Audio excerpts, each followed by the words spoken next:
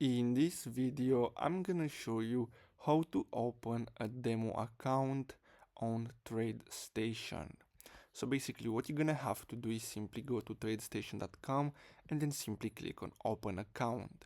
Then what you're gonna have to do is simply click on sign up, and then here you're gonna have to simply enter your profile, your customer profile, so your first and last name, and then here you're gonna have to create your login credentials. So after that, click on next, and then you're gonna have to complete with your personal information, your employment information, financial and experience, and then you're gonna have to simply agree with their terms and conditions, and basically that's all. Then you're gonna have to use something similar to TradingView, or if you want you can use TradingView. And when you go to connect your Tradestation account, you're gonna have two different options. So you have live and demo.